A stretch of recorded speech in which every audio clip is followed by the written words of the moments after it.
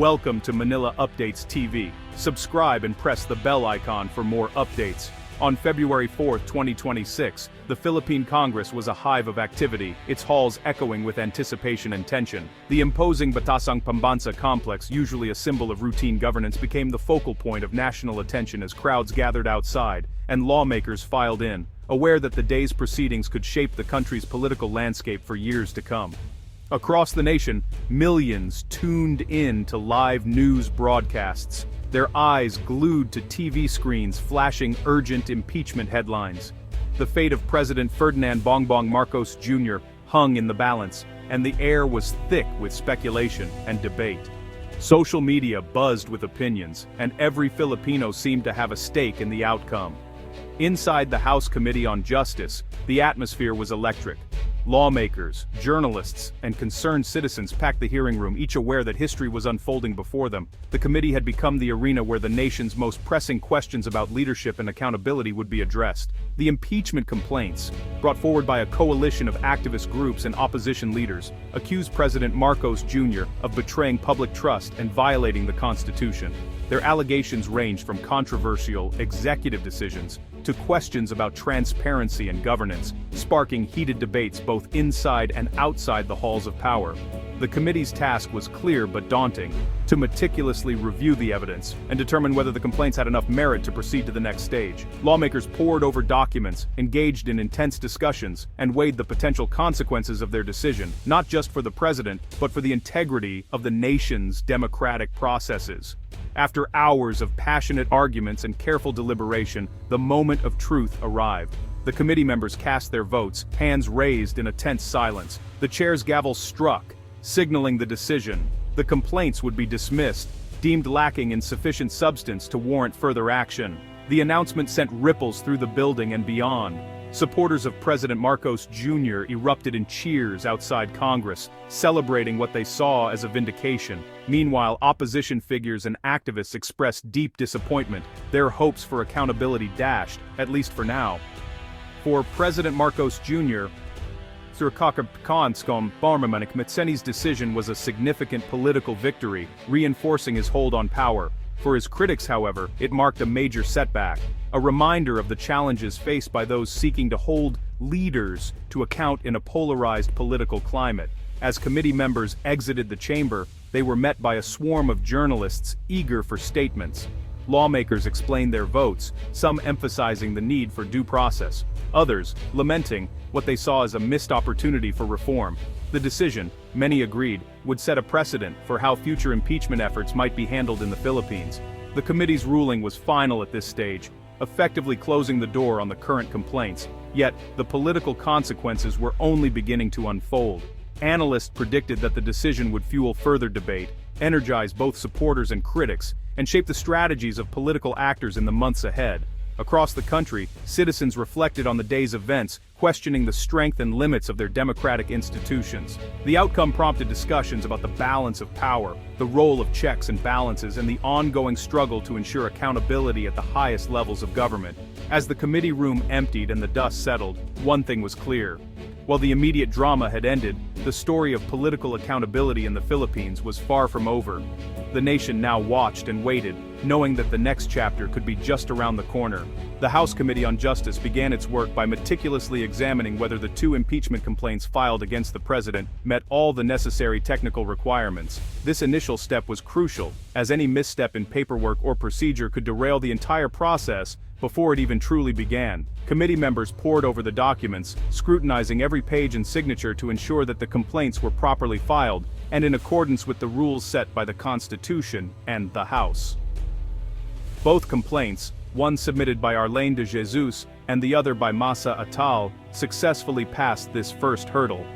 The committee determined that both were sufficient in form, meaning that all the required documents were present, the allegations were clearly stated, and the complaints were properly notarized and sworn to under oath. This confirmation meant that, at least on paper, everything was in order. The allegations had been formally attested to, and the process could move forward, but passing the test of form was only the beginning. The real challenge lay ahead: sufficiency and substance. The committee now had to ask a far more difficult question. If the allegations in the complaints were assumed to be true, did they actually describe offenses that could justify removing a sitting president from office? This was a much higher bar to clear. The focus shifted from technicalities to the heart of the matter. Lawmakers debated whether the president's alleged actions truly amounted to betrayal of public trust, abuse of power, or violations of the Constitution, offenses serious enough to warrant impeachment. The complainants, speaking to the press and presenting their case to Congress, argued passionately that President Marcos's foreign policy decisions and economic management were not just poor choices, but actual grounds for impeachment. They insisted that these actions had harmed the nation and violated the public's trust. Committee members now faced a difficult decision. Were these truly impeachable offenses, or were they simply disagreements over policy, matters that should be settled at the ballot box, not through impeachment? The distinction was critical, and opinions in the room were sharply divided. The atmosphere in the committee room grew increasingly tense. Lawmakers weighed the evidence, aware that their decision would have far-reaching consequences for the country's political future. Every word, every argument seemed to carry enormous weight. Ultimately, the fate of the impeachment complaints, and perhaps the fate of the president himself, hinged on this critical distinction between form and substance. The nation waited anxiously for the committee's judgment. The first vote of the day centered on the De Jesus complaint, a case that had drawn significant attention from both lawmakers and the public alike. Tensions were high as everyone awaited the outcome, knowing it could set the tone for the rest of the proceedings. Representative Juan de la Cruz, a prominent figure in the chamber, formally moved to declare the complaint sufficient in substance. This motion triggered a roll call vote, with each member's decision carefully recorded for the official record. The atmosphere was tense as names were called one by one. When the results were finally tallied, the outcome was decisive. 45 members voted against, only 3 supported, and 1 chose to abstain. With such overwhelming opposition, the De Jesus complaint was promptly dismissed, signaling a clear message from the committee. Without delay, the committee turned its attention to the next item on the agenda, the Masa Atal complaint. The process was repeated, with members reviewing the documents and preparing for another crucial vote. Once again, the motion failed by a wide margin, 44 votes against, 3 in favor, and 2 abstentions. The pattern was unmistakable, and the message from the committee was consistent. The chairman officially declared both complaints insufficient in substance, emphasizing that neither met the rigorous standards required for impeachment under the Constitution. The committee's consensus was clear and unwavering. The allegations presented simply did not rise to the level demanded by the nation's highest law. Members cited a lack of compelling evidence and failure to meet constitutional criteria. For the opposition, the outcome was a swift and stinging defeat, dashing hopes for further proceedings. For administration allies, it was a resounding show of unity and political strength, reinforcing their control over the process.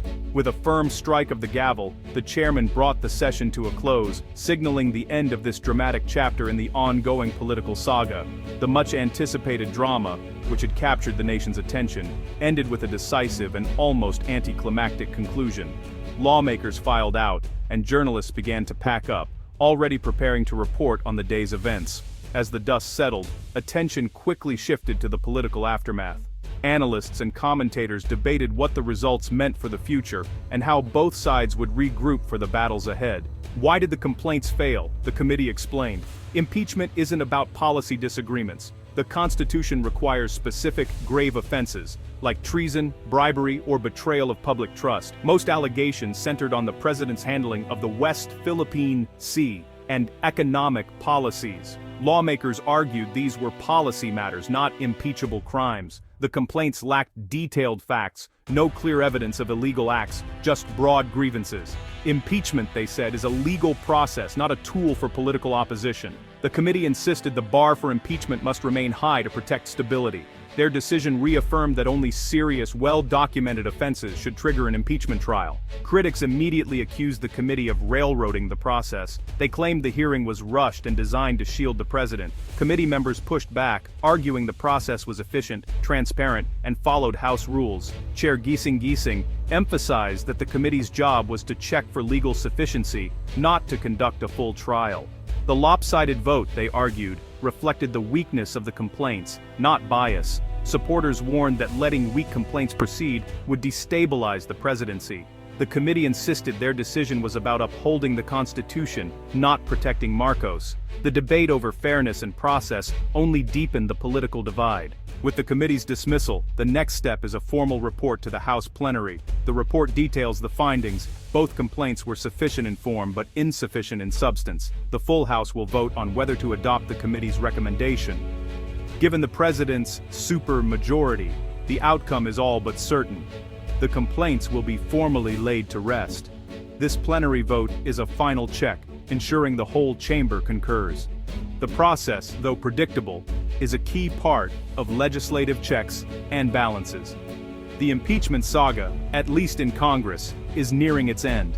Is there any hope left for the complainants? Technically, the House plenary could overturn the committee's recommendation, but this is highly unlikely. The more realistic option is a Supreme Court petition, arguing grave abuse of discretion by the committee. However, the court rarely intervenes in impeachment, respecting Congress's exclusive power. The legal path is narrow, but it keeps the issue alive in public debate. Even a failed court case can rally support and keep the spotlight on the president.